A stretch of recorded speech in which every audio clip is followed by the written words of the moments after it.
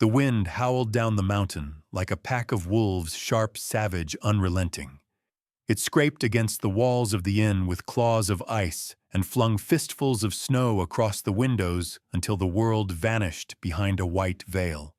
Villanez pressed her palm to the cold glass, trying to see past it, but there was nothing. Just the aching white and the storm's rage. The fire in the hearth behind her cracked and spat, doing its best to push back the cold that seeped through the boards. Her father had stacked the last of the dry pine wood that morning, and now the smell of smoke and sap hung in the air like a prayer. "If this keeps up through morning," Elias said from the doorway, rubbing a knotted hand over his jaw, "we'll be feeding that fire with chair legs." Willa didn't answer. Her breath ghosted on the window pane as she squinted into the whitewash. There was no stagecoach today, no travelers, no footsteps crunching up the path, just another day of empty rooms, and her mother's disappointment settling thick in the air, like the dust no one dared mention. Snow piled up higher along the fence line outside. Drifts swept across the porch. The carved arrow sign, her sign, stood half buried, now still pointing east down the trail. She'd painted it last fall with careful letters in pine tar: Nez Inn, warm meals, clean beds, 1 mile. Her mother had said no one would see it. Her father had smiled and posted it anyway. She heard footsteps behind her, the creak of her mother's boots across the floor. "Staring won't make the weather turn," Martha Nees said, her voice clipped as she passed through with a bowl of flour in her arms. Willa stayed silent. She had learned long ago that silence often bought peace quicker than words, but still something tugged at her. There. She leaned in. At first it was just a shadow moving wrong against the white. Then the shape resolved a man, staggering, hunched low, one arm cradling his middle. He was coming up the road, or trying to. He slipped once, righted himself, took another step. "Papa," she shouted, her voice sharper than the wind outside. "There's someone out there." By the time she reached the door, her shawl already thrown over her shoulders, Elias was at her side, rifle in one hand, worry in his eyes. He peered out, then nodded once. "Go slow," he warned. The cold slapped her as soon as she opened the door. It stole her breath, bit her cheeks, froze the wet in her lashes. She stumbled down the steps, boots vanishing in the drift. The man was closer now. His coat hung open at the shoulder, and a dark stain spread across the front. Blood. His beard was crusted with ice, his face half covered in snow and grime. A scar cut from his left temple to his jaw, jagged and angry. He lifted his head, eyes squinting against the wind. "Help," he rasped. Then his foot caught on the loose board Willa had meant to fix last month. He pitched forward. She lunged, catching under his arm, staggering backward with his weight. Her knees gave, and together they half fell into the front room, the door slamming behind them with a thunderous crack. Her father was there in a heartbeat, lowering the man into the chair closest to the fire. "Blankets," he barked, "and hot water. Now." Willa ran. By the time she returned, her father had already peeled back the man's coat. Blood soaked through his shirt just below the ribs, the fabric sticking in thick patches. The bullet hadn't killed him, but it would if they didn't act fast. "Rifle misfired," the man grunted as Elias examined the wound. "Didn't mean to. Still in there, I think." Elias's face went hard. He nodded once. "We'll get it out." "Not here," Martha said, standing in the doorway with a stiff face and folded arms. "We don't even know who he is." "Doesn't matter," Elias said. "He won't last another hour if we don't." Willa set the blankets down and took the man's shaking hand. "Squeeze," she said softly. "It'll help." He looked at her, then really looked. His eyes were storm gray, the color of skies that never gave warning. Name's Cole, he whispered. Cole Redhawk. She nodded once. Willa. Her father worked in silence. The room filled with the heat of the fire and the soft clink of metal against basin. Cole didn't make a sound as the bullet was dug out. Not even when Elias stitched the wound closed. He held Willa's hand like a lifeline, his palm rough fingers trembling. When it was over, Elias leaned back with a grunt. You'll live, he said, but you'll need days to heal. That means rest and staying put. I don't have money. We're not running a charity, Martha said coldly. I'll work, Cole said. Whatever's needed. I can chop Mendhall, just let me stay. Elias nodded. We'll talk about it later. Willa helped him up to the room at the end of the hall. Cole swayed when he stood, and Willa stepped in without hesitation, wrapping an arm around his waist. He was taller than he looked, built like stone and wilderness, smelled of pine smoke and blood. She guided him up the stairs, careful not to let him stumble. When they reached the small room with its faded quilt and chipped basin, Cole stopped. This is more than I expected, he muttered. Willa lit the lamp and turned to him. The sign, she said. You followed it. He hesitated, jaw tightening, saw the arrow, didn't read the words, never learned. Willa's heart beat faster, but not from fear, from something else, something sharp and sad. No one taught you, she asked. No one stayed long enough. She stepped closer. I could teach you. His eyes met hers. In them, she saw a man stripped bare, not of pride, but of pretense. He didn't look away. Would you? He asked. Willa took a slow breath. Yes, she said. We'll start with letters. Outside, the wind still roared down the ridges. But inside that small room, something had shifted. A man with no words had followed an arrow through a storm. And now, against every odd, he was beginning to stay. Most folks talk too loud when they're scared, but you whisper like you're listening to the earth breathe. The storm had passed by dawn, but the snow hadn't gone quietly. It left behind drifts taller than the woodpile and crusted over the trough like glass. The world outside the inn looked clean and cruel all at once, white so bright it hurt the eyes. But inside the hush held steady. No guests, no voices. Just the soft groan of the fire and the sound of wind licking at the shutters like an old dog too tired to bark. Willa carried a tray upstairs, her boots silent on the worn pine floor. She paused outside Cole's room, knuckles resting on the door. Part of her wanted to leave the tray and walk away. Let him rest.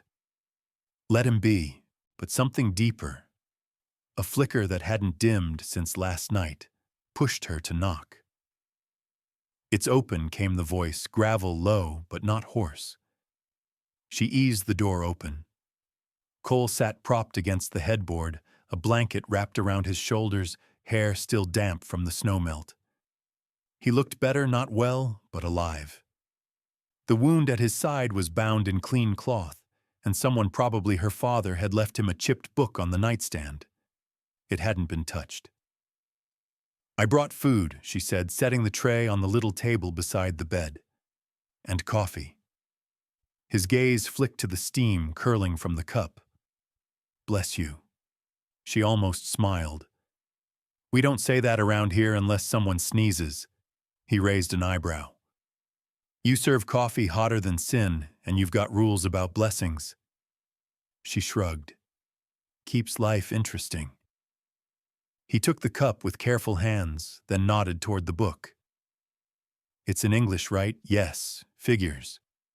She waited. He didn't touch it. You meant it, he asked after a beat. About teaching me, Willa pulled a small slate from her apron and a stub of chalk from her pocket. She'd used it to teach children who passed through with their families, ranch hands, peddlers, women with babies strapped to their backs. Some stayed a week, some only a day. But Willa had always taught. Letters, sounds, even songs. I meant it. He looked at her the way a man might look at a locked door with the key already in his hand.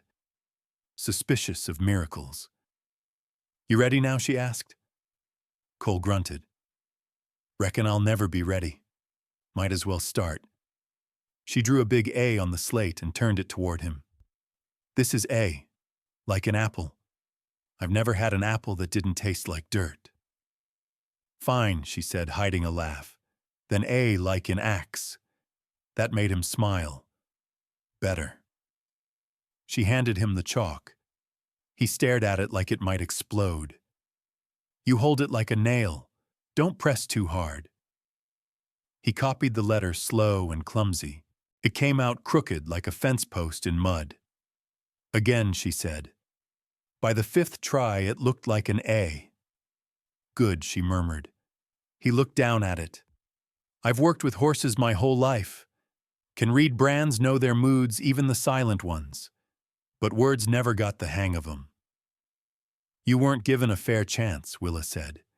That's not the same as failure. Cole didn't reply, but the line of his shoulders eased. She stayed for an hour. They made it to the letter D.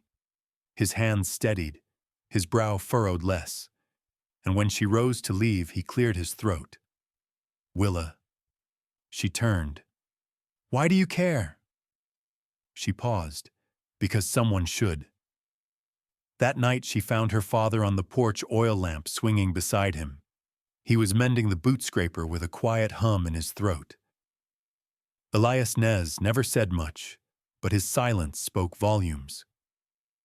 He's trying, Willa said, brushing snow off her sleeves. I know. Her breath curled in the air like smoke. He doesn't know how to read, she added. I figured. I offered to teach him. Elias nodded once. Good. You don't mind, I mind a man not having the tools to speak his truth. Martha's voice came from inside. Tools don't matter if he won't stay. Willa turned toward the doorway where her mother stood with arms crossed. Her eyes never softened. He's not staying, Martha added. He's recovering. That's it. He said he'd work for room and board. We don't need another mouth. He doesn't eat much, Willa said quietly. Martha's jaw tensed. You don't know what kind of man he is. I know what kind of man he's trying to be. That night, Willa dreamed of horses running through snow, wild, dark, unbranded. By morning, the sun spilled pale and shy through the clouds. Cole was downstairs, sitting on the edge of the woodbox, trying to lace his boots without wincing. His coat had been patched at the shoulder poorly, but lovingly. I can sweep the barn, he offered as she passed with the eggs. You'll tear your stitches. I've torn worse. She paused. Then start slow. He did. For the rest of the week, he worked in pieces, fed the chickens, shoveled the path to the well, watched Elias repair a broken stair tread, then fixed the back hinge on the pantry door without being asked. He didn't speak much unless Willa was near, but when she was, his voice always held something softer, like the hush after a snowfall. And every night they studied. Chalk dust filled the air like flour, and the letters piled up EFG. By the time they reached H, he could write his name. Cole, he said, smiling crookedly, like the fire. She nodded. And Red Hawk. He paused. Not ready for that one yet. She left him the slate, told him to try while she helped her father move feed sacks in the shed. When she returned, she found the slate on the nightstand. One word scribbled crooked and strong, Red Hawk. She ran her fingers over it. Downstairs, her mother was talking to a stranger at the door. A man in a long wool coat, his hat dusted with frost. Something in his eyes made Willa's stomach twist. I'm looking for someone, he said. Man by the name of Red Hawk. Rode up this way about a week ago. Might have been hurt. Her mother said nothing, just stared. Willa stepped forward. Her voice didn't shake. There's no one here by that name. I didn't lie. Willa said softly. I just didn't hand him over. There's a difference. Cole hadn't come down to breakfast. That was the first thing Willa noticed. The second was the silence at the table, thicker than usual, stiff as cold bread. Her father buttered his toast without looking up. Her mother stirred her coffee like it had wronged her. Outside, the wind had died. The sky was pale and flat like a dish waiting to be cracked. But inside the inn, something had already fractured. Willa set down her fork. That man. The one yesterday? We know who he was, Martha said sharply. Elias said nothing. He chewed and swallowed like it was his only duty. He was looking for Cole. Willa continued. But I didn't tell him anything. You didn't have to, Martha snapped. Your face said it all. I just stood there. And that was loud enough. Elias finally looked up. His eyes were dark, steady. Was he law? No, Willa said. Didn't show a badge. Didn't speak like law either. Then he was trouble, Elias murmured. I didn't lie, she said again. I just didn't hand him over. Her mother pushed her chair back. Maybe it's not your place to decide who stays and who gets protected. He's not dangerous, Willa said, standing. He can barely read Ma, neither can snakes. Doesn't mean they won't strike. The words stung, but Willa left them there untouched. She walked away. Upstairs, she knocked once and pushed open the door. Cole was sitting at the edge of the bed, boots on coat folded beside him. His face was pale, but his eyes were alert. He came, didn't he? He asked. She nodded. Cole's hands curled. What did you say, that there was no one by that name? His jaw flexed. You shouldn't have done that. I wanted to. I don't want trouble for you. Then don't bring it. The words hung in the air like frost. Not cruel, not kind. Just true. He looked up slowly. You think I'm worth lying for? She sat across from him. I didn't lie. I just didn't let fear do the talking. A silence stretched between them, not awkward, but full. Then he reached for the slate. Let's keep going, he said, before I forget everything. They picked up at the letter I, but he was different that morning, quieter, as if waiting for a knock that never came. Each line he wrote trembled slightly. His letters had gotten better, but his focus flickered. His mind was elsewhere. You want to talk about it? Willa asked. No. Then write it down. He blinked. Write what? Whatever you're scared to say. His lips pressed together, but then he pulled the slate closer. It took time, but slowly, painfully, he scratched out, he ain't done looking. Willa nodded. Then we stay ahead of him. That afternoon, while Cole rested, Willa took the sleigh into town. The snow was deep but packed. She wrapped her shawl tight and sat beside Elias, who handled the reins without comment. They passed neighbors who tipped their hats, a boy chasing a dog, smoke curling from chimneys. When they reached the general store, she hopped down and headed straight for the back shelf, paper pencils, a small beginner reader. She was halfway to the counter when a voice stopped her. Looking for school books, Miss Nez, she turned. Jacob Paxton stood with a box of nails in hand, smile too easy, eyes too sharp. Something for the inn, she lied. I didn't think you had children staying with you. We don't. He nodded slowly. Must be for that man then. The one who limped in after the storm. She said nothing. Jacob's voice dropped. Word is he's trouble.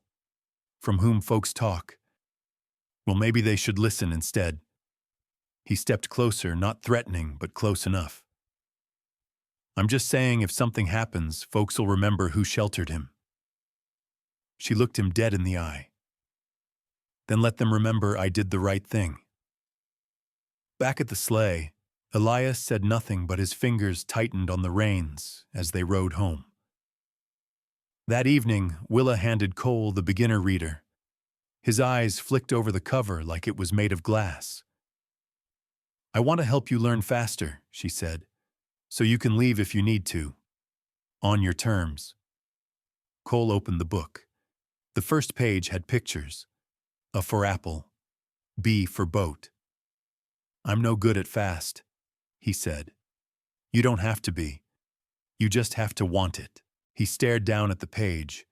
His hand hovered, then slowly traced the word cat. I never had anyone teach me, he murmured. Not once. Well, now you do. In the days that followed, he worked harder, woke before sunrise, helped Elias in the barn, fixed the kitchen door without being asked. But he also studied each night by lantern light, his brow furrowed lips whispering the sounds to himself like they were prayers. Willa watched from the doorway sometimes. She didn't interrupt, and slowly something shifted. Cole's voice grew steadier. His laugh came easier. And one night when Willa asked him what he feared most, he didn't flinch. Being seen as less. You're not, she said. Not to you, he replied. She looked at him long and clear. Not to anyone who matters. But the past had a long shadow. Late one evening, just as snow began to fall again, a letter arrived, slipped under the door. No name, no stamp. Just 4 words, scribbled in blocky print, I'm close. Keep watch. Cole's hand trembled as he read it. Who knows I'm here, he asked, voice thin. Someone watching, Willa whispered. He looked at her with something raw in his eyes. I'll leave tonight. No, she said firmly. You won't. I can't risk you're not running. Not this time. His breath came hard. Why? Because some things are worth standing for. He said he couldn't see the letters, but I saw the way he looked at my hands when I traced them on his palm. Iris sat on the porch steps, her knees pulled to her chest, the fading sun painting the far hills in copper and ash. She should have felt peace. The mountains were quiet, no hollering, no tension. But her chest felt tight, like grief had wrapped itself around her ribcage and refused to let go. Inside, the air was warm with the scent of rabbit stew and cornbread, yet she couldn't bring herself to join the others. Not after what happened at the creek. Earlier that day, she'd coaxed Levi down to the water's edge again, the same spot where he first traced letters in the dirt. This time she brought paper. She'd found it in the old barn, nearly yellow with age, but still sturdy. With it, she brought a stub of charcoal wrapped in muslin. Let's try again, she said gently, kneeling beside him. He hesitated, squatting beside her, silent. She spread the paper between them and gently placed the charcoal in his hand. Just like we practiced, all right, she whispered, guiding his hand. His fingers were thick and calloused. They trembled slightly in hers. She placed her hand over his and drew a slow C. He didn't move. You did it yesterday, she encouraged. His jaw was tight, his eyes locked on the paper. Then almost angrily, he pulled his hand away and crushed the charcoal in his palm. Dust smeared across his skin like soot from a fire long burned out. I can't do it, he said, voice hard, final. Her heart dropped. She wanted to push God, she wanted to, but something in the set of his shoulders, the way he turned his face away, told her the moment wasn't about letters anymore. It's not about the reading, she whispered to herself now, hugging her knees on the porch. It's about what he thinks it means. The screen door creaked behind her. Ain't like you to let supper get cold, drawled a familiar voice. Bert. Of course. She didn't look up, wasn't hungry.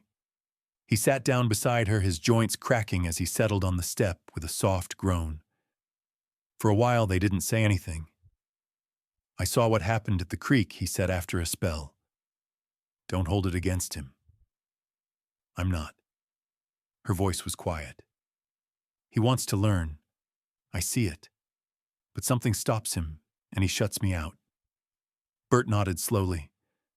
Pride's a hell of a wall. Men like Levi been told all their lives they're not good for much but cattle and fences. You come along soft as you are asking him to do something he's always believed he can't. That don't sit easy. He's not stupid. No, he's scared. Bert sighed. Scared of what learning might change, or what it might prove. She turned to look at the old man. What could it possibly prove Bert that his father was wrong? That all those years of silence, all those bruises on his back, all the beatings every time he looked at a book meant nothing. And that kind of truth don't set a man free. It leaves him wondering who he might have been. That landed like a stone in her stomach. She didn't have words for it. Bert pushed himself up. Come on, food's getting cold, and my knees don't wait on nobody. Inside, Levi was seated at the far end of the table, his eyes downcast. He didn't speak when she walked in. She didn't either. They ate in silence. Even Sarah, always full of quiet observations, was unusually subdued. After dinner, Iris began cleaning up, but Levi surprised her by taking the plates from her hands and helping wash. Side by side, they stood at the sink hands, working in the warm, soapy water. Sorry, he said suddenly. She glanced at him. For today. Her chest squeezed. She said nothing, just nodded. That was enough. He hesitated, then added, I still want to learn. This time her smile broke free. Later, as the lantern light cast long shadows across the cabin walls, she brought out the old paper again. But instead of sitting across from him, she sat beside him on the bench, close enough for her shoulder to brush his. She didn't hand him the charcoal. Instead, she held his hand in hers and slowly, gently drew letters on his palm. A she whispered. He didn't flinch. B. His breath caught. C, she said, dragging the curve of the letter with her fingertip across his skin. I can feel 'em, he murmured. You don't have to see them yet. She guided his rough hand to her own palm. Your turn. He hesitated, then slowly began to trace. His hands shook. She closed her eyes. Each letter he carved into her skin felt like a vow, like healing in motion. He traced an I, then an R, his brow furrowed. Tess, he whispered. She opened her eyes. That's my name, she said, voice soft. He met her gaze. I know. There it was. Something passed between them, unspoken, trembling. She didn't dare move. The next evening, she brought out a small wooden board she'd sanded smooth. Using a burned stick from the fire, she began shaping large letters across the top. Levi watched silently. After she wrote the alphabet, she placed his hand on the board. You don't have to write yet, she said. Just feel. He traced them one by one, slower this time. Less afraid. Over the coming days, they returned to the board again and again. He grew steadier, bolder. Sometimes he asked questions. Other times he simply listened to the rhythm of her voice. They laughed when he misspoke or fumbled a word. They cried once too when he read the word hope aloud, slowly, syllable by syllable. That night, he didn't sleep. He sat by the fire long after the others had gone to bed, staring at the paper, the board, the letters, his fingers moving through the air. She found him there near dawn. He didn't look at her when he spoke. He used to beat me when I even looked at letters. She stepped closer, wrapping her arms around herself. He'd say words weren't for boys like me, that if I learned 'em, I'd turn soft, useless. He looked up. But it ain't true, is it? No, she said. It never was. He reached for her hand and traced the word free on her skin. Her breath caught. The fire crackled. I want more, he said. Then you'll have it, she whispered, one letter at a time. The boards, the books, the charcoal, all of it lay scattered around the hearth like tools of some quiet revolution. And though he hadn't yet read a full sentence, the room felt filled with words that had never been spoken. But out beyond the window, a figure watched from the trees, the glint of a rifle catching moonlight. The mountain wasn't done with them yet. Under the weight of the silence that had followed their argument, Ruth sat by the hearth, her hands resting on her lap, knuckles pale. The fire had gone to embers like the heat between her and Malcolm. They hadn't spoken since that terrible confrontation in the barn. He'd walked off, boots crunching frost-hardened dirt, and hadn't returned until after midnight. And even then, he didn't say a word. Now morning brought a bitter chill, not just in the wind that blew down from the ridge, but in the air between them. Ruth stood and made her way outside. The wind caught the hem of her skirt and whipped it around her legs as if to pull her back inside, but she kept walking. The barn loomed ahead, wide open, a broken gate swinging loose. She remembered the storm, the way it had rolled over the peaks, like judgment, how she'd run for cover and found only more fear waiting in the shadows. Her fingers trailed along the side of the barn as she stepped inside. The place smelled of old hay saddle leather and something faintly sweet like cedar. She touched the spot on the floor where she'd slipped the broken plank Malcolm hadn't gotten around to fixing. "I can't be angry forever," she whispered to herself. "But I can't stay quiet either." A cough behind her made her start. She turned. It was Malcolm, hat in his hands, boots, muddy eyes rimmed with red. He looked at her like a man too tired to fight, but too proud to fall. "I shouldn't have let you be alone that night," he said quietly. Her throat tightened. She didn't want tears. "Not here. Not now. You didn't ask if I was all right. You just got mad. Like I was a burden." His jaw flexed. "I was scared. Thought I'd lost you, and it felt like my fault. You were hurt, and I didn't know how to fix it. So I got loud instead of useful." Ruth crossed her arms. "That's not how family works. I didn't come here to survive alone in a prettier prison." He stepped closer, boots creaking on the worn floor. "Neither did I. I spent too many years with only my own echo. I don't want that life anymore." "Then don't treat me like I'm the one intruding in it," she said. He blinked. "You're right." For a long moment, they just stood in the dim morning light, bleeding through the cracks in the barn walls. And then he spoke slowly, carefully. "I never told you about the graves up on the bluff, did I?" She shook her head.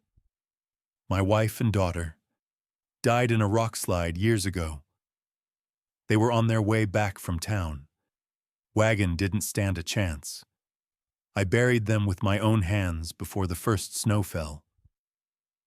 Ruth pressed a hand over her mouth. "I stopped praying after that. Stopped talking to folks. Figured if I didn't let anyone in, I couldn't lose them. But then you showed up, and I didn't know how to be around someone who needed me." "I didn't need saving," she said softly. "Just a place to belong." He nodded. "I see that now." She looked out toward the bluff. "Will you show me where they rest?" His eyes met hers.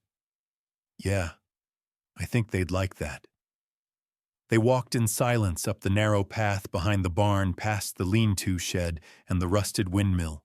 The climb was steep, and the cold made the rocks slick, but Ruth kept close to him, matching his pace. At the top, nestled under a cluster of pines, 2 wooden crosses stood weathered but upright. The wind seemed to hush as they reached them. "I carved these the night I buried them," Malcolm said. "Took all night. Couldn't bear to stop." Ruth knelt beside one of the graves and brushed the frost from the base of the cross. Someone had laid a stone with a child's carving a crude flower with 5 petals. "She was 5, Ruth asked. He nodded, his voice barely a whisper. "Eleanor. And your wife, June. Kindest soul I ever met. Until now." Ruth looked up sharply, but he wasn't smiling. He was just present, and that meant more. She stood. "Thank you for bringing me here." Malcolm looked over the valley below. The ranch spread out like a promise, quiet, raw, and waiting. "You belong here, Ruth," he said. Her eyes filled with sudden heat. "Do I, even if I challenge you? Even if I don't, just take scraps of affection and say thank you?" He turned fully to her. "Especially then. I want someone who sees through me, who holds me to better." A hawk cried in the distance. The wind shifted. "I can stay," Ruth said. "But I need to rebuild something of my own, too. Not just live inside your grief." He nodded. "There's a small field near the stream that hasn't been worked in years. You can have it. Make something from it. Your hands. Your vision." "And the orchard?" she asked. He chuckled. "That was half dead when you arrived. Now look at it." They started down the trail again, shoulder to shoulder. Back at the ranch, Ruth walked out to the field he'd mentioned. It was rough, overgrown with prairie weeds, but the soil felt rich under her boots. She knelt and picked up a handful, letting it fall through her fingers like a promise. She turned toward the house. Malcolm stood on the porch, arms folded, watching. "I was meant to be more than someone's ghost," she said mostly to herself. That evening, Ruth found a box at the foot of her bed. Inside was a faded photograph, Malcolm, June, and Eleanor. On the back in pencil it read, "You're not replacing them, but maybe you're helping me remember how to love again." Her fingers trembled. She went outside where the last rays of sun bled across the fields. Malcolm was still on the porch, pipe in hand. She walked up to him. "I think we're both growing something new. Doesn't mean we forget the roots." He looked at her, smoke curling around his jaw. "No, but it means we stop standing in the ashes." Her voice softened.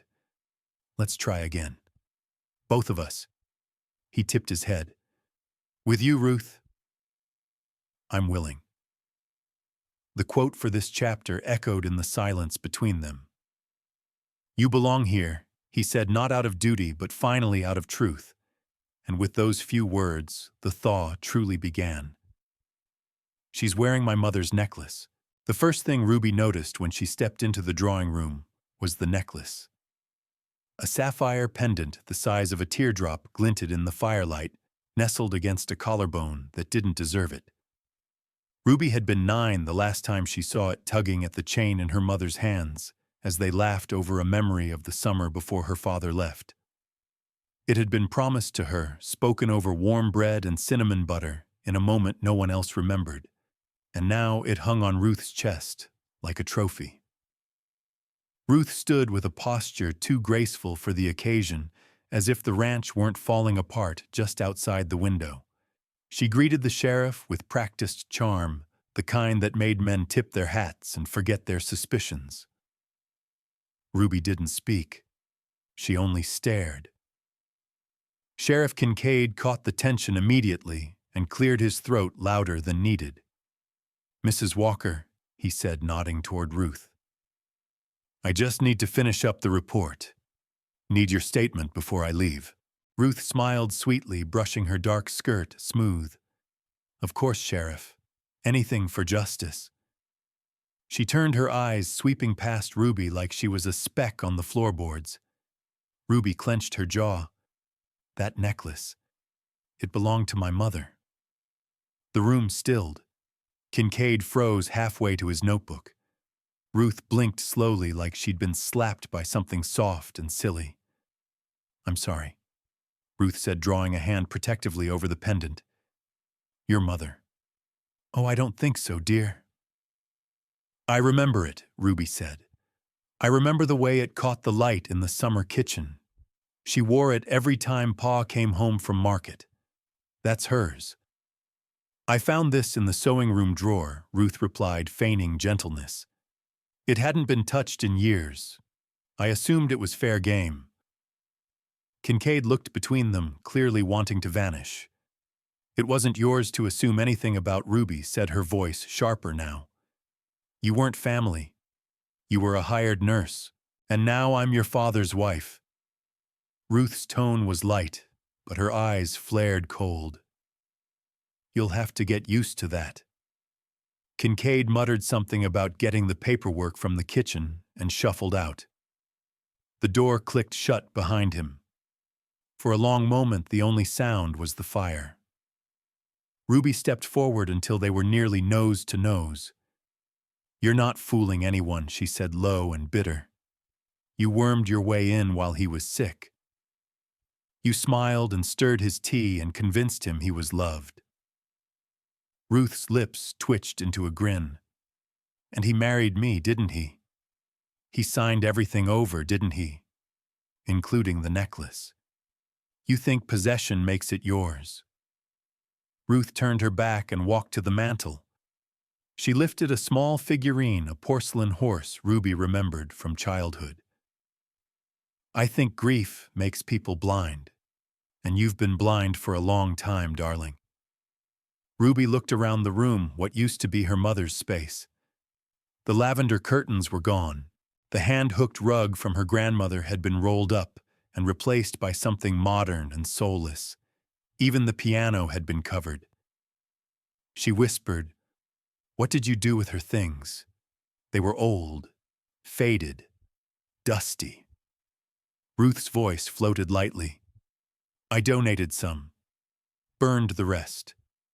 Ruby felt something inside her crumple. Not break crumple, like soft paper being crushed, not shattered. She didn't cry. There were no tears left for this woman. Only a steady growing anger that was too quiet to be rage. It hummed like a warning. "You're not a walker," she said. "You'll never be." Ruth turned slowly. "And yet here I am, living in your father's house, wearing his wife's jewels, sleeping in the bed she used to warm. My name's on the will now, darling. I'd say that makes me something." The door creaked again, and Kincaid returned, flustered and holding his hat. "I'll just need signatures," he said, holding out a pen. Ruth took it all, grace and smooth hands, and signed without hesitation. Ruby didn't move. Miss Ruby Kincaid asked, "Just here, if you don't mind, so I can close it out." Ruby signed her name like pressing a brand into hide. She didn't look up. When the sheriff left, Ruth let out a little sigh. "He seems like a good man. A little simple, but polite." "You've got your claws in deep," Ruby murmured. Ruth tilted her head. "You think this house is yours, don't you? You think this ranch, this life, still belongs to your mother's memory. It does. It doesn't." Ruth moved closer again, her voice dropping to a whisper. "And if you keep trying to hold on to ghosts, you'll find yourself homeless and alone. I've seen it happen. You're not strong enough to fight me, Ruby." Ruby met her eyes with a calm so still it chilled the air. "You've mistaken silence for weakness." Ruth flinched. Ruby turned and walked out of the room, her boots heavy on the worn wood floor. She passed through the hallway, stopping only once to brush her fingers across the frame that used to hold her parents' wedding photo. It was empty now, replaced with a mirror. Out on the porch, the wind had picked up, chasing the last of the autumn leaves across the field. Ruby stood there for a while, hands shoved deep into her coat, watching the light fade behind the barn. Something had shifted, and she could feel it pressing against her spine like a warning from the past. She didn't want revenge. She wanted restoration. The necklace wasn't about jewelry. It was about memory, about promises, about the soft way her mother's fingers had brushed her cheek and said, "Someday this will be yours, sweet pea, when you're old enough to know what it means." And now it sat like a lie against Ruth's skin. She went back inside not to argue but to collect. She walked upstairs to the attic door. It creaked like always. Dust flew up in swirls. The trunk her grandmother had once used for linens sat against the far wall, just where she remembered. Inside were photo albums, letters, a pressed flower, her father's old belt buckle, a Bible with her mother's name written in fading blue ink, and beneath it, wrapped in yellowed muslin, was the deed to the north field. Ruby smiled. "I may not have the necklace," she whispered, "but I've still got her fire." She gathered the documents carefully, her fingers sure. The house may have been overtaken, the walls changed, the curtains pulled, but the land told a different story. And the land never forgot who it belonged to. Out in the hall, she heard Ruth's voice again, light and mocking as she laughed with someone on the phone. Ruby didn't flinch. She had her own plans now, and Ruth had no idea what she had awakened. "We buried the truth with her body, but it didn't stay buried long. The grave was still fresh dirt, too dark and rich against the faded grasses of the mountain churchyard." Ruth stood at the edge, her hands folded over a crumpled handkerchief, the lace still damp from the long goodbye. Behind her, the townfolk had begun to drift away, quiet murmurs, clinking boots, a few hat brims lowered in final respect. But she stayed rooted. Not for show, not for grief, for truth. Ruth had watched her mother's casket lower into the earth with more questions than answers. She had expected the burial to bring some sort of end, or at least a pause in the unrest that had hung around them like the bitter frost still clinging to the morning. Instead, the weight in her chest grew heavier with each clod of dirt thudding down. The secrets her mother had left behind hadn't died with her, they'd been passed on, wrapped tight around Ruth's shoulders like a shawl soaked in storm water. A bootstep behind her. She turned slightly and saw Boone. He said nothing, only looked at the grave, then at Ruth, his eyes unreadable beneath the rim of his dusty hat. "She didn't deserve to go without answers," Ruth said quietly. Boone shifted his weight. She knew more than she let on. "You know that now?" Ruth nodded, her throat too tight to speak. She had found the letter in the cedar box just 2 days before the funeral, folded neatly in the lining, sealed with the same wax her mother used for recipes and jars of jam. But this wasn't preserves. It was confession. She had read it once, twice, then hidden it again, afraid of what it might stir if it got out. And now, standing at her mother's grave, Ruth knew it couldn't stay hidden much longer. "She says she took the deal to protect me," Ruth said almost to herself. "Gave up the land. Signed it over to Silas McCrae in exchange for keeping my name out of it all." Boone looked over. "That why you think she burned the old ledger?" Ruth turned sharply. "You knew I figured. She always looked away when someone mentioned Silas or the boundary line, like it cost her breath." Ruth took a slow breath. The letter had outlined a bitter agreement one her mother had made in desperation after Ruth's father died. Apparently, McCrae had claimed he owned the mineral rights beneath their land. A false claim, but one he threatened to take to court. Her mother, afraid of scandal and lawyers and the risk of losing everything, had caved. She signed away the southern acres. "She thought she was saving me," Ruth whispered. But all she did was delay the fight. Boone didn't answer. He didn't have to. The look on his face told her what she already knew. This wasn't over. McCrae had more than land, now he had legal ground, shady as it was. And if Ruth didn't fight it, he'd take the rest. They walked down from the hilltop graveyard together, the wind sharp and restless. Boone's hand brushed hers once, brief and unsure. She didn't pull away, but she didn't hold on either. There was no time for comfort. Only resolve. By the time they reached the cabin, the sun was sinking into the mountains, gold against the snow line. The porch boards creaked beneath their boots, the same creak her mother used to scold with a look. Inside the cabin smelled like dust and smoke and something old. Ruth moved to the hearth and tossed in kindling, then sat hard on the edge of the rocking chair. She pulled the letter from her coat pocket and laid it on the table. Boone stared at it. "You gonna show it to the judge? Not yet. Why? Because I don't think McCrae's bluffing anymore." Boone frowned. "You think he knows you found it? I think he suspects something changed. He sent a rider by the cabin yesterday.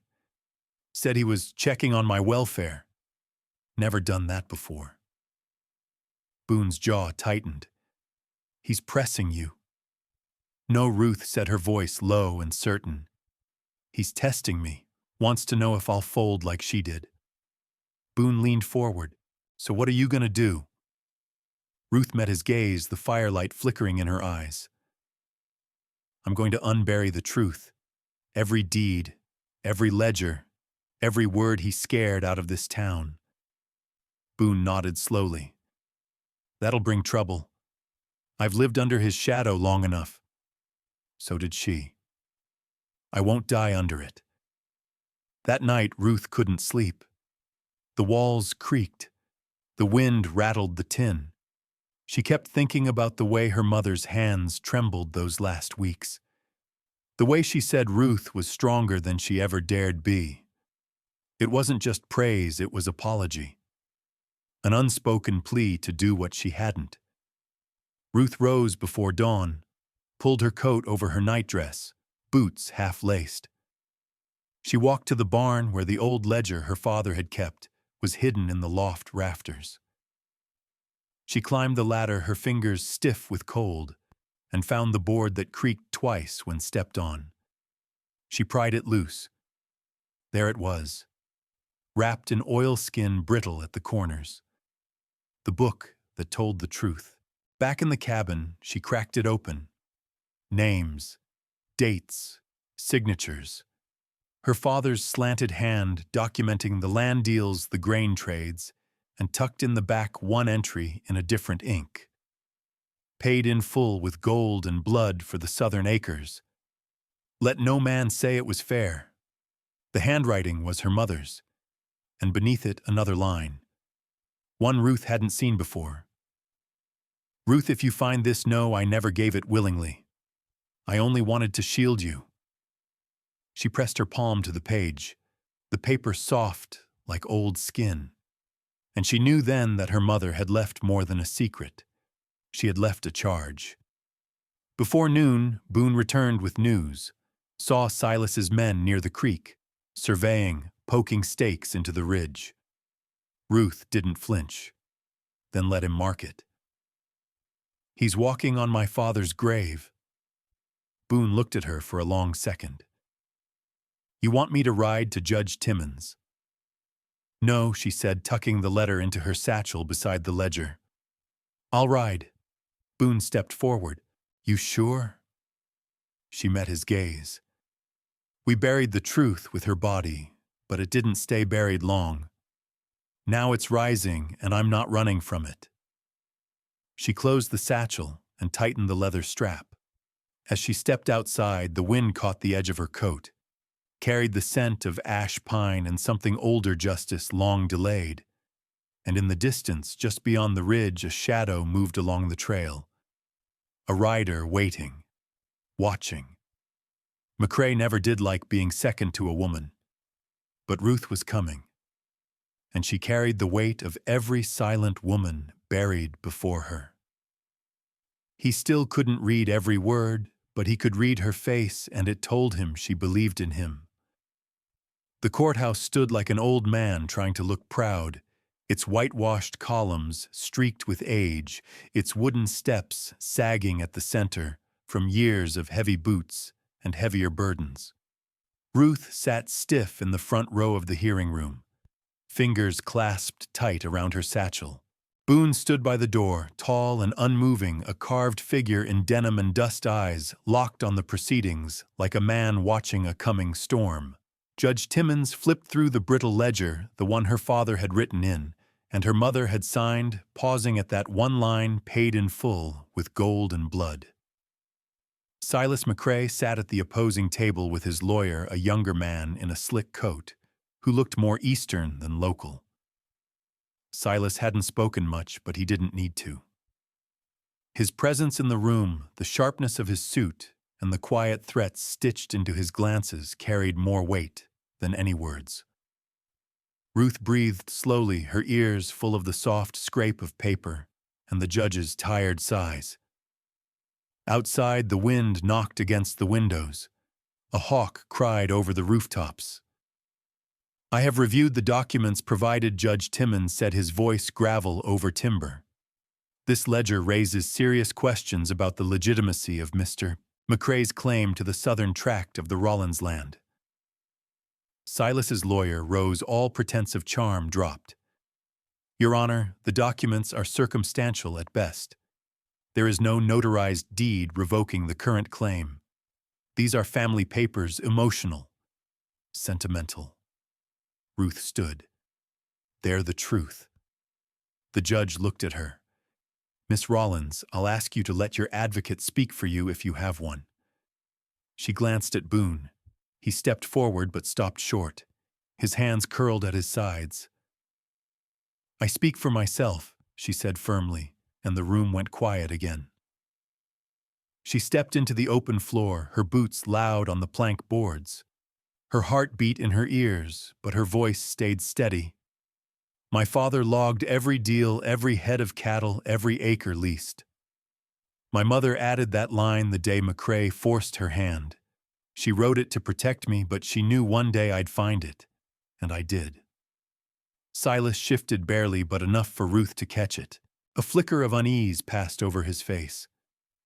Why would she lie in a private ledger she kept hidden all her life? Why write those words if the deal was fair? She was scared of you, of your threats, of the power you held in this town. "But I'm not. I won't sign away what's mine." Boone exhaled just once. The room stayed silent as Judge Timmons leaned back his chair, creaking like a porch rocker in wind. "And what exactly are you asking this court to do, Miss Rollins?" "I want an injunction to halt any surveying or claims on the South Acres until we can prove ownership through proper review. And you'll provide testimony." "I will." The judge nodded. "Very well. Injunction granted temporary. You'll return here in 10 days. Both parties. We'll settle it then." Silas's lawyer began to protest, but Silas touched his arm, quietly, firmly. Outside the courthouse, the winter sun broke through a thin veil of clouds. Ruth stepped onto the porch with Boone, both of them breathing easier.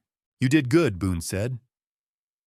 "She's still buried in there," Ruth murmured, glancing back toward the courtroom. "But I think she'd be proud." Boone looked at her, a soft pull at the corner of his mouth. "She'd say you've got her fire." They walked down Main Street side by side. Folks watched them pass, some nodding, others whispering. Word had spread fast, Rollins' girl standing up to McCrae. The town had seen its share of silenced women. This felt different. At the general store, Mrs. Tilley handed Ruth a wrapped loaf of sweetbread without charging her. "You speak the truth, honey. That's more than some men ever dared." Back at the cabin that night, Ruth unfolded the letter again. Her mother's pen strokes were faded but certain.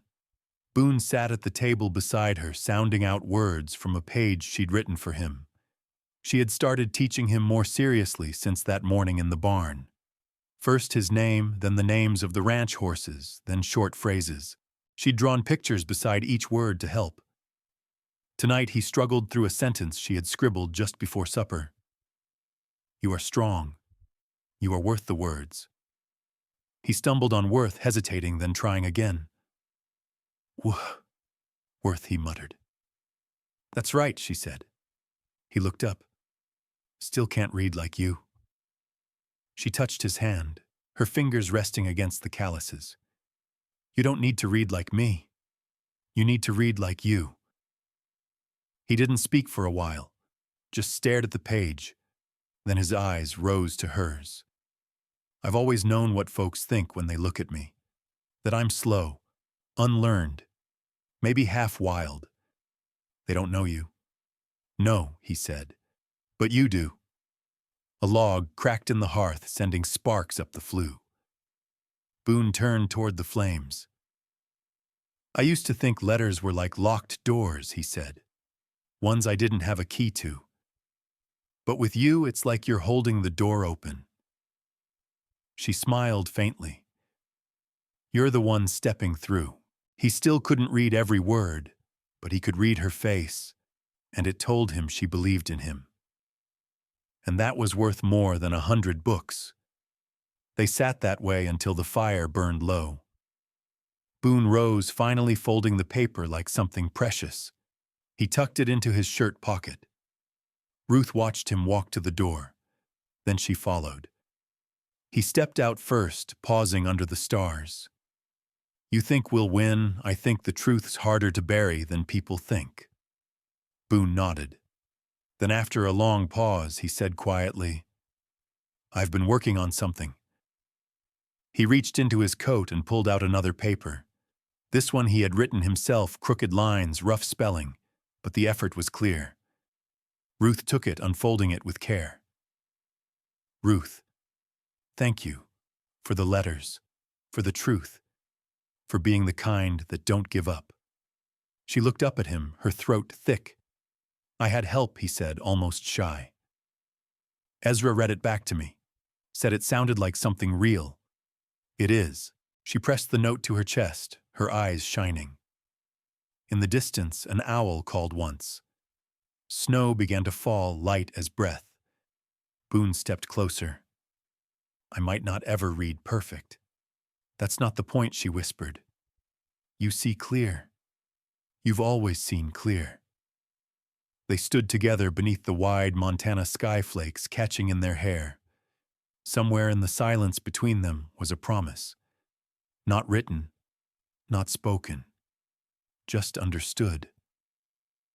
The storm that was meant to destroy them only revealed what had been standing strong all along. The wind slammed against the shutters like fists demanding entry. Snow fell sideways, thick and angry, blanketing the ranch in a smothering silence broken only by the whistle of air through the cracks and the low groans of timber. The sky had turned a deep, sick gray by noon, and by sundown the storm had locked the land in white fury. Inside the cabin, Boone tightened the latch on the window and moved quickly to feed the fire. Ruth had dragged in more wood earlier, the hem of her dress wet and stiff from the snow. Now she knelt by the hearth, her hands red from cold, coaxing the flames to life, like she was urging a wounded animal to breathe. "I've never seen a storm roll in so hard so fast," she said, shivering as she set another log. Boone glanced toward the back wall. The boards trembled with each gust. "This isn't wind, it's warning. They hadn't planned for this. Supplies were low." The roof still leaked in the corner of the bedroom, where the old patch had finally given out. And Boone's shoulder, already sore from splitting fence posts, had started to swell and burn with a feverish heat.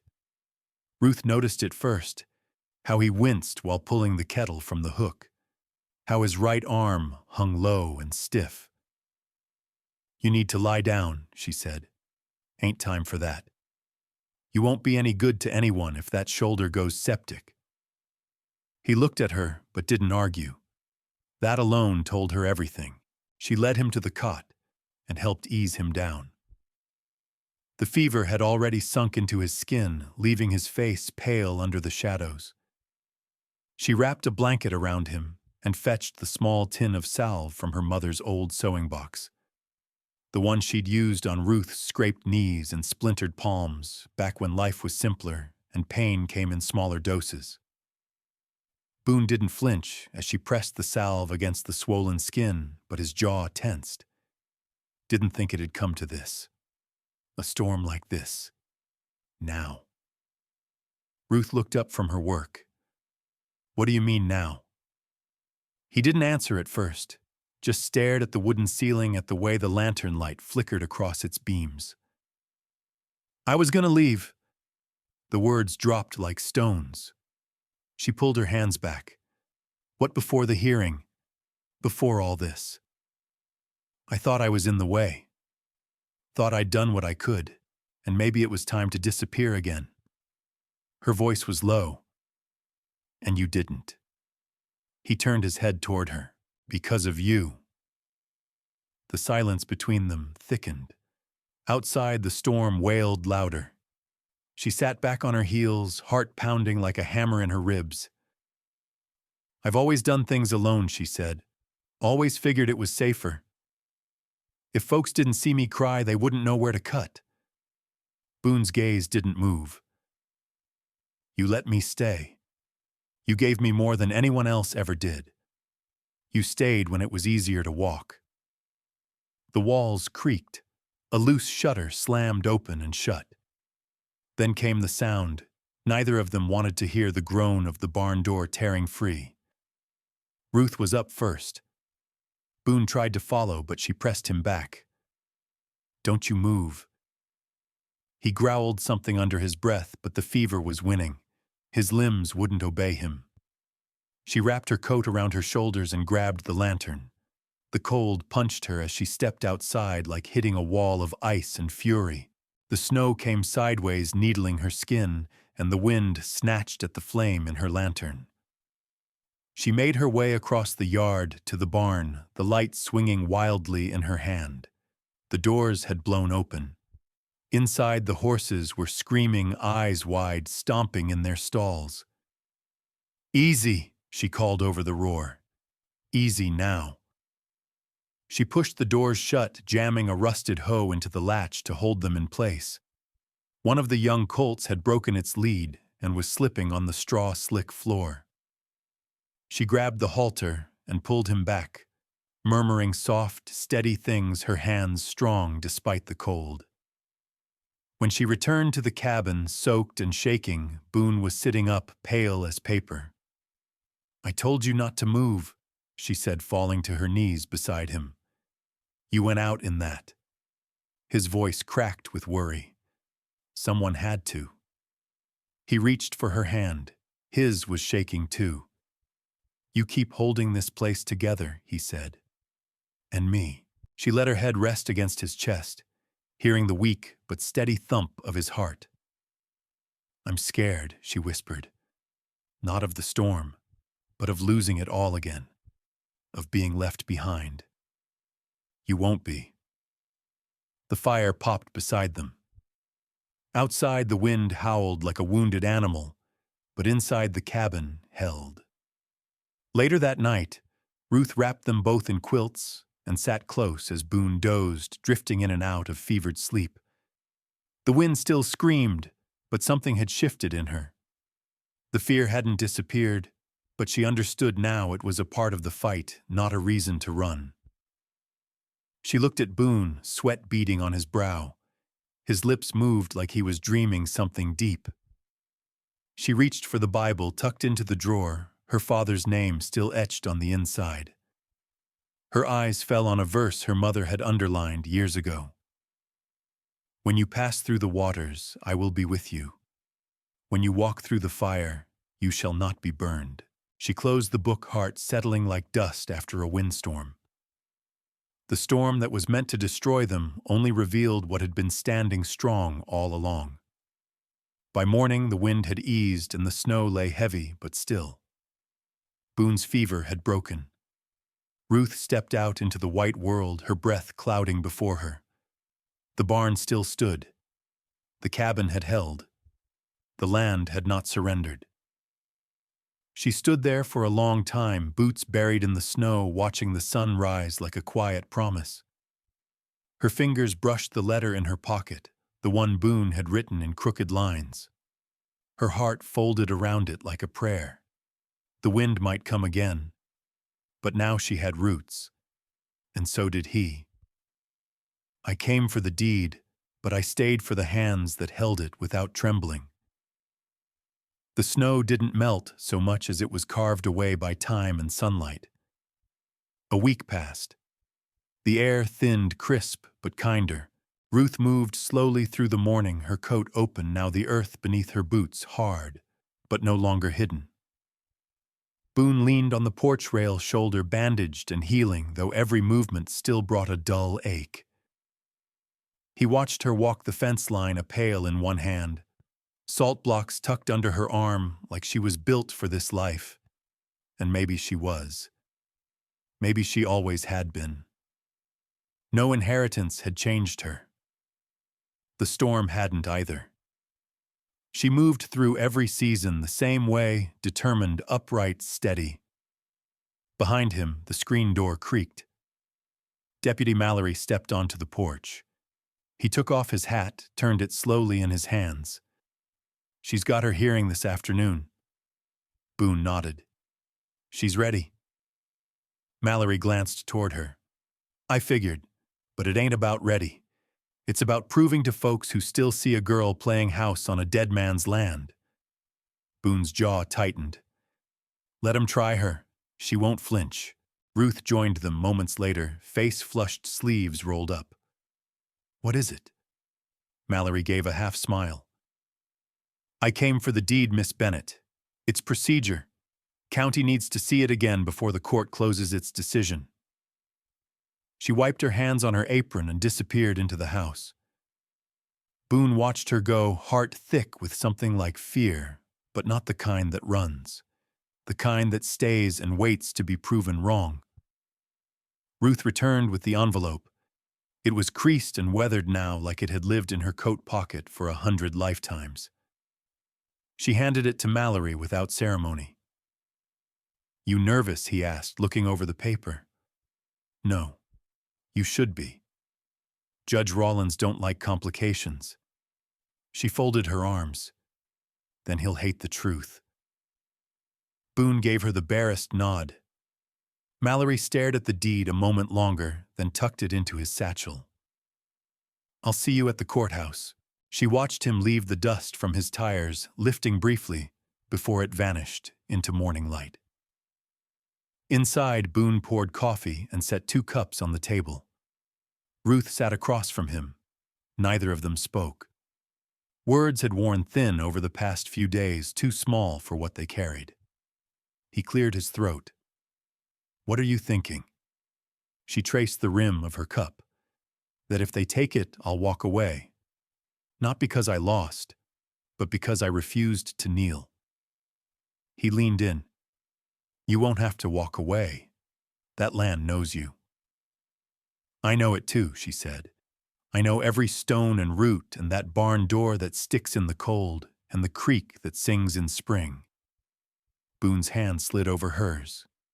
"Then make 'em hear that song." It was nearly noon when they arrived in town. The courthouse loomed at the end of Main Street, squat and plain, with peeling paint and a flag barely moving in the still air. Ruth wore her cleanest dress and a shawl her mother had once stitched. Boone walked beside her, slow but sure.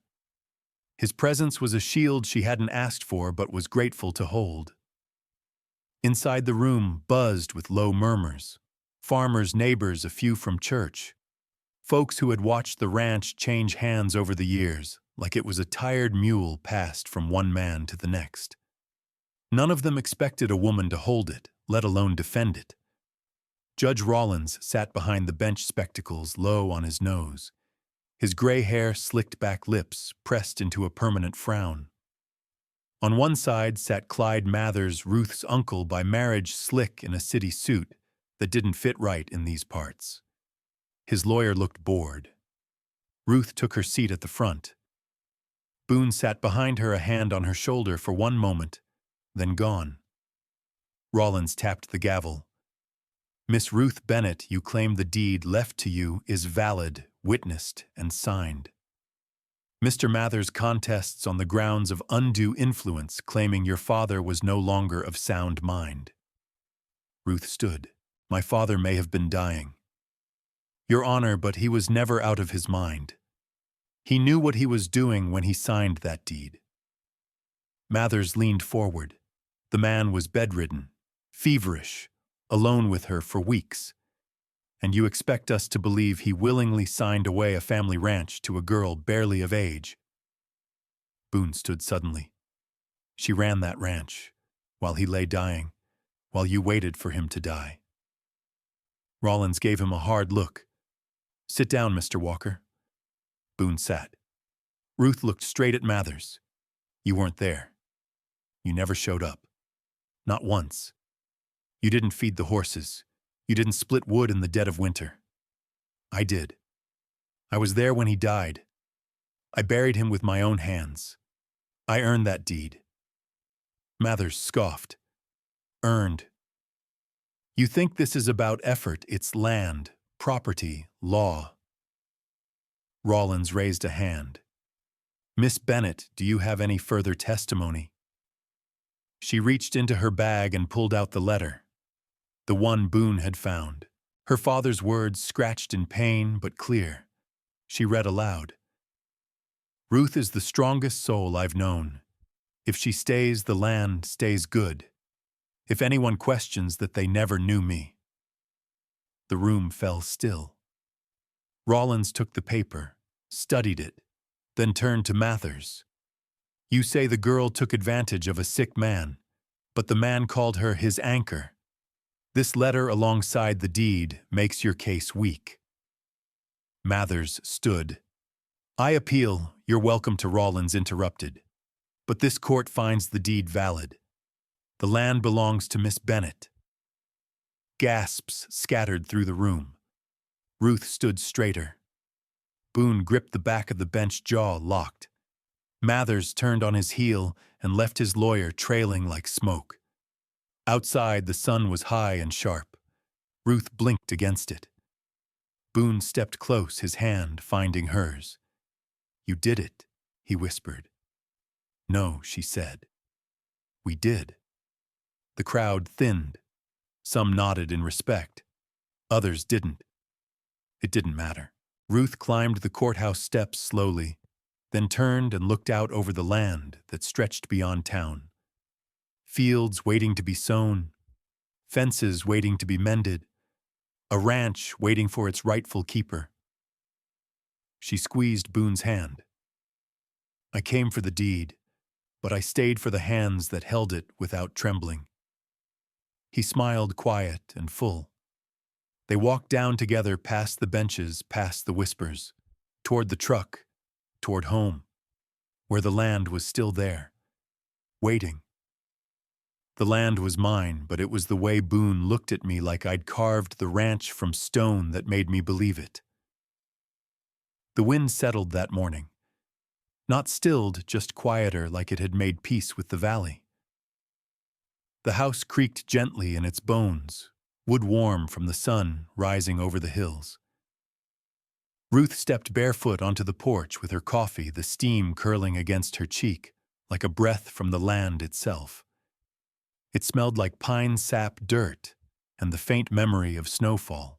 Boone sat on the top step, bootless, his coat slung across the railing.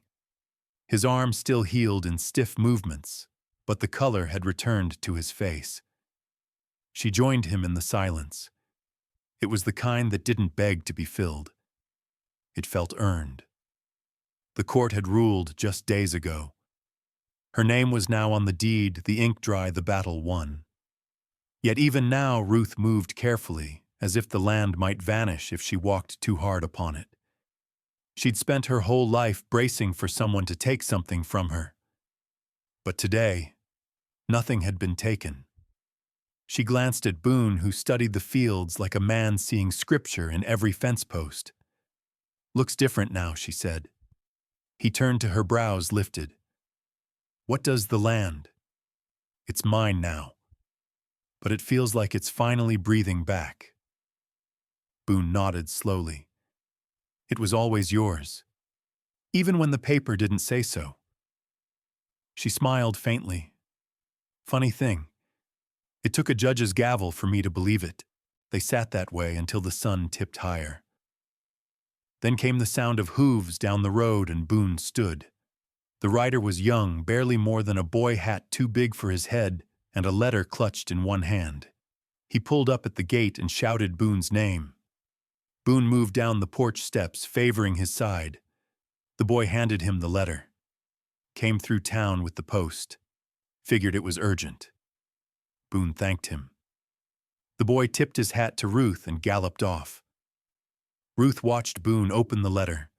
His eyes scanned it once, twice. Then he folded it carefully and tucked it into his shirt pocket. "Everything all right?" she asked. He didn't answer right away. "That was from the Denver hospital. About my brother." She sat up straighter. "The one you used to care for?" He nodded. "They said he's taken a turn. Not much time." The words sat heavy between them. "You should go," she said gently. Boone looked at her, then his expression shadowed. "I don't want to leave you. Not now." She reached for his hand. "This ranch is still here. I'll be here." He exhaled slowly. "It'll be a few weeks, maybe longer."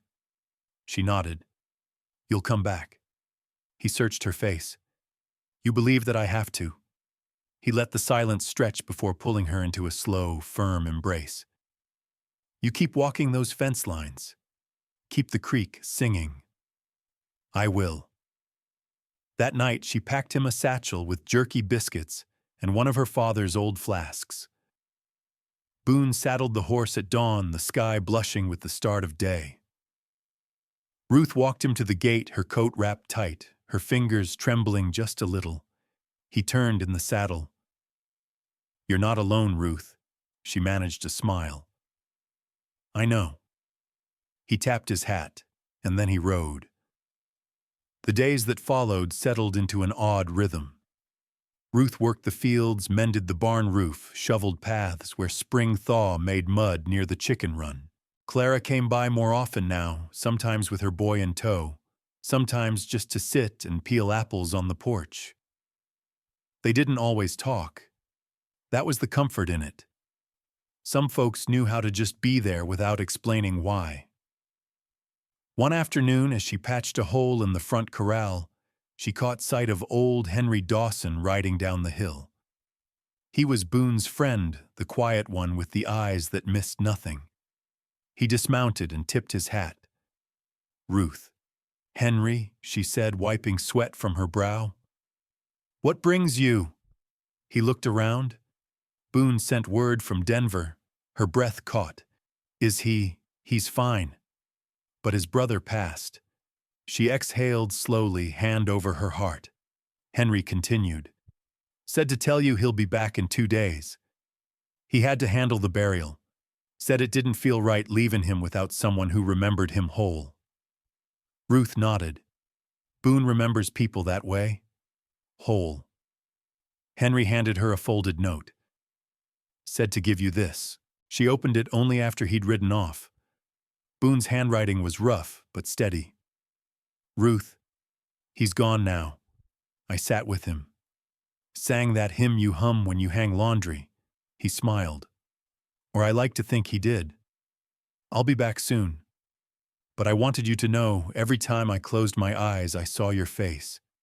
Not the land. Not the house.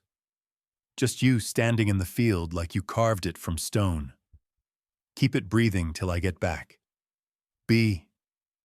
She read it twice, then once more, then pressed the note to her chest and stood quietly in the yard until the wind caught her shawl and the sun lit the fence line. She spent the next 2 days working harder than she needed to. Not out of worry, but preparation. She cleaned the kitchen twice, then baked cornbread and a peach cobbler with the last jar of fruit from the cellar. She aired the bedroom, scrubbed the floorboards, trimmed the wick on the lamp he'd always used when reading. When Boone returned, it was on a dust-laced horse and under a sky just turning lavender. Ruth met him halfway to the barn, hands clenched, heart pulsing in her throat. He dismounted, slow eyes locked on hers. "I didn't say goodbye proper," she murmured. "I didn't need you to." She placed her hand against his chest. "You're back. I told you I would be." The land behind them didn't look different, but something inside it had shifted, like 2 roots meeting under the soil, silent and unseen, but ready to grow in the same direction. He took her hand in his. "The land was mine, but it was the way Boone looked at me like I'd carved the ranch from stone that made me believe it. It wasn't the inheritance that changed me. It was the silence of the mountains, and the way Boone reached for my hand without asking. A thin frost coated the porch rail that morning. The last of spring's breath clung to the high ridges where snow refused to melt just yet, as if reluctant to let go. Ruth stood wrapped in her shawl, sipping coffee from her chipped enamel mug. The mountains beyond the fields shimmered with early light, not golden yet, but that soft, clean silver that only came before day fully woke. Boone was inside, fixing a squeaky hinge on the pantry door. He'd come home with the weight of grief tucked in his shoulders, but his voice hadn't lost its steadiness. He moved like a man who'd closed one chapter and was quietly building the next without needing to speak of it. The ranch had changed in small ways since the court ruling. Not in its appearance, it was still the same weathered barn, stubborn fencing, and stubborn chickens, but in how Ruth stood inside it. Straighter, firmer, like the land finally knew her name and whispered it back. Clara had commented on it a few days ago while they shelled beans on the porch. "You used to walk like you were borrowing your own breath," she'd said. "Now you carry the sky in your spine." Ruth didn't know what to do with praise like that. She just kept working. But it stayed with her. Today, Boone emerged with oil-stained hands and a lopsided smile. Pantry won't scream anymore. She raised her mug in salute. That pantry had attitude. He took the spot beside her and leaned on the railing. "You going to that town council meeting thinking about it?" she said, then sipped again. "Not sure if I want to." "You should," he said. "It's your land. Your say." She looked down at her hands. "I used to think if I just kept my head down, folks would leave me be. And did they?" She shook her head. "Then maybe it's time you lifted it up." She met his eyes. There was no push in his tone, no pride either. Just a quiet suggestion like the creek asking the rocks to move aside. That evening she saddled up and rode into town, Boone at her side. He didn't walk into the meeting hall with her. He stopped at the steps, touched the brim of his hat, and said, "You don't need me to speak for you." Inside the room was warm and filled with the dry rustle of old men's jackets and the smell of coffee gone cold. She found a seat in the back. The mayor, a man with a voice like cracked paint, was already deep in talk about land use and the road needing gravel. When they opened the floor, Ruth rose. Her voice wasn't loud, but it was clear.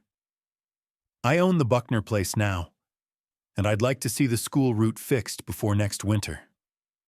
There's 3 families with kids who use that road, and none of them can afford new wagons every spring." People turned. Some blinked. Some looked surprised she was there. But no one interrupted her. "And I'd be happy to help. With labor or with meals for the crews. Whatever it takes." She sat back down. The mayor nodded, made a note, and moved on. But something unspoken had cracked open in the room, like the first time a church widow took the pulpit, and no one stopped her. Outside, Boone waited in the dark, leaning against the rail. "Well?" he asked. She mounted her horse. "I said my piece." He grinned. And the walls didn't fall down. Not yet. As they rode home under a sky full of stars, Ruth couldn't stop hearing her own voice echo in her head. Not just the words, but the steadiness of it. She didn't know if the road would be fixed, but she'd spoken. That counted. The following weeks filled with motion. Calves were born. Boone's shoulder healed. Clara brought peach slips to plant, and even Henry stopped by with a bottle of something strong and a sheepish offer to help mend the fencing by the north ridge. One morning, as Ruth hauled a feed sack toward the barn, Boone intercepted her. "Let me," he said, lifting it like it weighed nothing. "I've done it every morning for 3 years. And I'm here now." She watched him work. The way he didn't take over, just made room. That was the difference. Plenty of men wanted to be needed. Boone just wanted to belong. Later that day, they sat on the porch again side by side, boots dusty and hair damp with sweat from the sun. Ruth stared at the hills, voice low. Sometimes I wonder if Daddy knew I'd end up here. Boone's hand brushed hers, then stayed. He knew you were strong. That's the only thing a good parent needs to know. She looked down at their joined hands. It wasn't the inheritance that changed me. It was the silence of the mountains and the way Boone reached for my hand without asking. He didn't let go. Didn't speak either. Just let the wind carry her words like seeds. That night, as they finished supper and cleaned up in the warm lamplight, Boone paused by the hearth. I got a letter today. She looked up from drying the plates. From who a friend in Colorado. Runs a livestock co-op. Said there's interest in partnering with small ranches up here. Folks willing to pay fair for organic beef hand-raised stock. Her brow lifted. And I told him I'd talk to my boss, he said with a playful glint in his eyes. She laughed. Is that so? He stepped close, set his hands on her waist. We've built something, Ruth. Not just this ranch. Us. And I don't want to walk beside it like a visitor. She searched his face. I want to belong here, he said. With you. If you'll have me. She swallowed hard. The room felt suddenly full of warmth, of time, of promise. I've already set a place for you, she said softly. He kissed her, then slow and sure-like he was thanking the land itself for letting him stay. Outside, the moon hung heavy, watching them through the kitchen window. And the ranch, once nearly stolen, now bloomed with a kind of quiet victory. Not the kind made of gold or gavel, but of hands held without asking. Of roads walked together, of love that arrived not in thunder, but in the steady beat of shared breath. And Ruth, once a girl unseen, stood in the middle of it all, not borrowed, not diminished, but whole. The educational lesson learned from this story is that strength often grows quietly through patience, steady work, and the courage to stand up when it finally matters. Life may take things from us, land, loved ones, certainty, but it can never take the dignity we choose to keep. Sometimes the greatest victories are not loud or sudden, but earned slowly by doing what is right day after day, even when no one is watching. And in the later seasons of life, it reminds us that love, purpose, and belonging can still deepen not by taking over, but by walking alongside someone and holding steady together.